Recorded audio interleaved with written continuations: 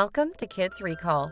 In today's video, we'll be going through the 2012 animation family movie Ice Age: Continental Drift. It's time to recall. Let's get started. Turn on subtitles and spoilers ahead. The movie begins, and we reunite with Scrat the squirrel, who is, of course, still after his precious acorn. This time, when he gets a hold of the nut, he decides to keep it put by digging it into the ground. This, however, creates a crack in the frozen ground, which yawns open in a big hole, enough to swallow the poor squirrel and his acorn. The hole is so deep that we see Scrat traveling through all the mantles of the earth to finally fall into the core. There, in his haste to get his nut, Scrat disturbs the core, causing the land on the surface to crack and separate, thus making the continents that we know today. Scrat's antics cause repercussions all around the globe, and he ends up getting tossed back out the way he came. He drops into a piece of floating ice along with the nut, but it cracks, leaving him trying to get back to it. The scene then shifts to our beloved gang. The cracks are about to reach where they live, making slight tremors. Manny and Ellie's daughter, Peaches, has now grown up to become a teenager, and like other parents, Manny and Ellie are dealing with this change. Manny feels worried and protective over the safety of Peaches, not trusting her mole hog friend named Lewis to actually keep her safe. Ellie tries to console him by telling him that she's growing up and that it's only natural that she'll gravitate towards becoming more independent as time goes by. But Manny isn't happy with this, afraid that she will not be his little girl forever. We then meet Peaches, who is going to the falls, where according to Manny, all the delinquents hang out. She wants to meet another mammoth named Ethan, whom she has a huge crush on. But as she and Lewis make their way there, they are intercepted by Manny, who takes her back home. She asks him when she can hang out with boys, and he tells her after he's dead, but to wait 3 more days just to be sure that he's dead. Meanwhile, Diego is running around in the wild and, feeling the slight tremors, roars into the valley. He tells Mother Nature that he's not afraid of anything that comes his way. Just then a big log crashes into him. Driving and riding in it is a family of sloths. Diego hangs on for dear life as they finally reach Manny and crash into him. Diego pounces on one of them to eat them, but just then Sid arrives, recognizing the voice of his smelly Uncle Fungus. It is revealed that this is Sid's family. Sid is overjoyed to be reunited with his parents, brothers, uncle, and granny. His parents tell him that he should show Granny to his cave so she can rest, and he leaves. But the family is thrilled at having made Granny Sid's burden and says that they're going inland and leave. Meanwhile, Sid walks back and Manny tells him that his family has left and why they came.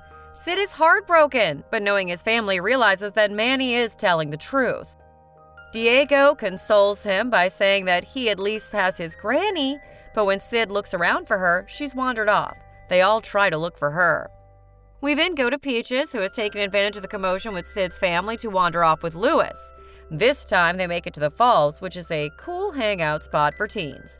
Peaches swoons after spotting Ethan, even though Lewis is not impressed.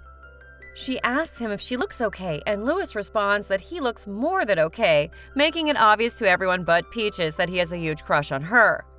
Peaches tries to make her way down to see where Ethan is, but her foot slips and she slides down the frozen ice. She lands right on top of Ethan, interlocking their tusks. As they recover from the collision, Manny has arrived and quickly extricates his daughter.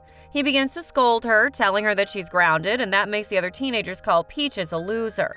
Peaches storms away, followed by her father, and they get into an argument. In her anger, she yells at him and that she wishes he wasn't her father. Manny is hurt, and Ellie arrives to calm them down. She tells them that it's not the end of the world, but just then the tremors increase, and a huge crack forms between Manny and his family. Diego and Sid are also standing with Manny. This escalates into a full-blown earthquake as the family gets separated. Manny, Diego, and Sid end up on an iceberg, and Manny tells Ellie to take Peaches and go to the land bridge, and that he'll do everything he can to get back to them. Peaches is upset, feeling responsible for this, but Ellie tells her that it's not her fault and that her father will get back to them. Peaches and Ellie get back to the others, where there is utter chaos as every animal is panicking by the approaching land wall that is crushing their side of the land. Peaches goes off to find Lewis and finally gets him, making him glad that she didn't leave without him. Ellie rallies everyone up by saying that they need to get to the land bridge to save themselves and begin the trek. Meanwhile, Manny and his friends try to turn the iceberg around, but it's too big. Sid tries to tell them to be positive, but they are hit by a storm. They encounter a gigantic crab, but that is soon wiped away by a huge wave caused by the storm. After being tossed around for a while, they finally clear the storm and try to be positive about still being together. Granny reveals herself to have been sleeping in a tree. She begins to be a nuisance as Diego asks Manny what is the life expectancy of a female sloth, and Manny says that she'll outlive them all. We cut to Scrat, who finds a small island and the skeleton of a squirrel in it. Spooked, he looks in the water and sees an acorn deep underwater. He dives down and finds that the acorn is actually a map to find an island of acorns.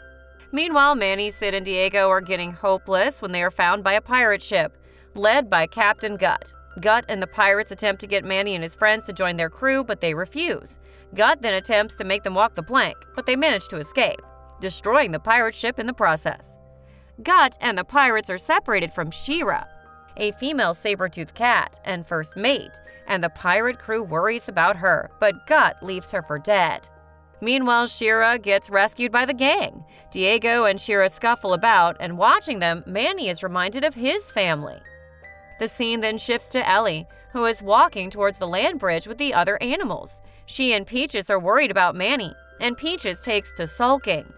Meanwhile, the gang finds an island, and seeing their chance, She-Ra makes a run for it, but is eventually caught by Diego. The gang spots Gut, who has taken more animals like Hyraxes as his captives, and commands a new ship to be built. Manny and the others plan to steal the ship so that they can make their way back home. They try to enlist the help of some wild Hyraxes, but there is a communication gap. Fortunately, Sid has a talent for picking up languages and successfully communicates with the Hyraxes and recruits them for help. That night, Diego tries to convince She-Ra to stay with them because Captain Gut is not a sincere captain and doesn't care for her, but She-Ra doesn't listen to him. Manny prepares the Hyraxes for their plan, and the next day they plan to attack Guts' ship. But She-Ra finds an opportunity to run and returns to Gut, but he dismisses her because she had not killed the mammoth and the saber-toothed cat and says that her position has been given to another. Meanwhile, Manny's plan is carried out and the Hyraxes prepare an army to fight Gut and his crew. Gut laughs and they go to fight, but using this distraction, Manny, Sid, Granny, and Diego steal Guts' ship. Diego gets captured by She-Ra, who was instructed to kill him, but Diego manages to make her see that Gut is just using her. She lets him go, and he manages to jump aboard the stolen ship just in time.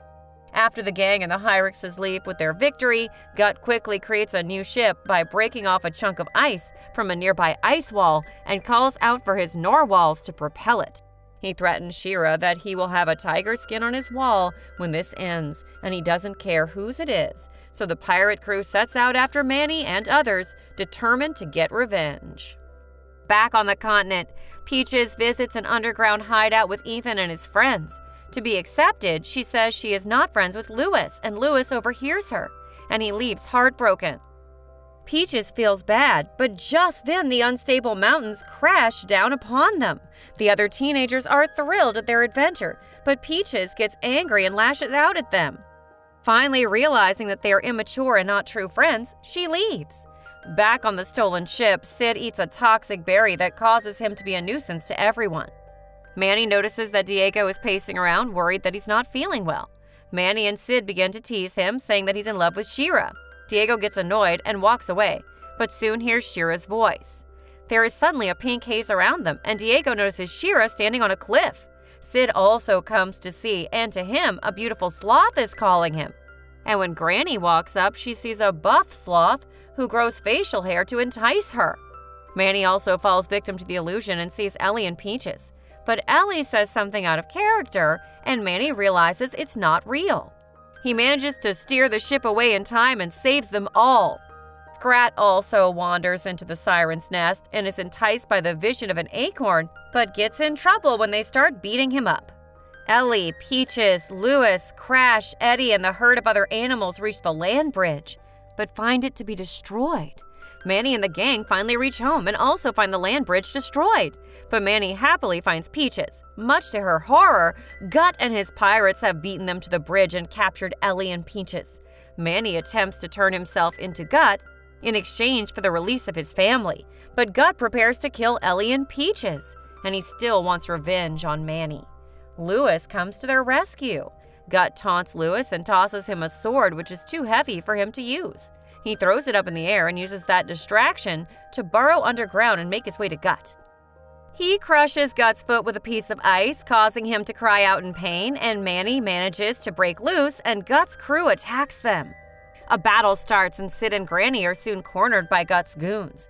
Granny once again calls for her pet, which everyone believes is imaginary, but Precious turns out to be a huge whale and saves them. Granny and Sid climb into its mouth. With the help of Granny's pet, Precious, a gigantic whale, they defeat the pirate crew. Peaches tackles Gut by using her half-opossum skills and saves Ellie, causing Manny to realize that he had been wrong about Peaches. Gut recovers and engages Manny in a fight. A landmass suddenly bursts out of the ocean, causing a chunk of the ship where Manny and Gut were on to break and slide down the landmass.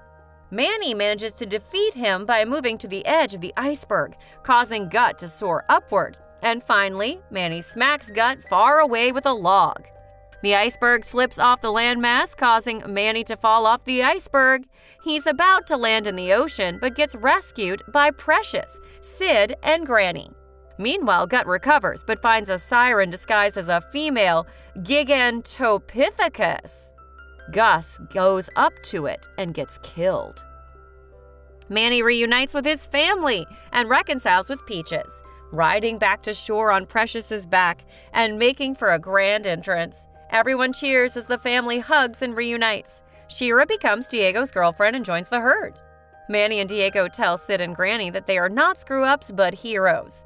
Peaches also thanks Lewis for doing what he did, and he says that someone once told him that you never leave a friend behind. He's also hailed as a hero among the other teenage mammoths who used to look down on him and accepts him.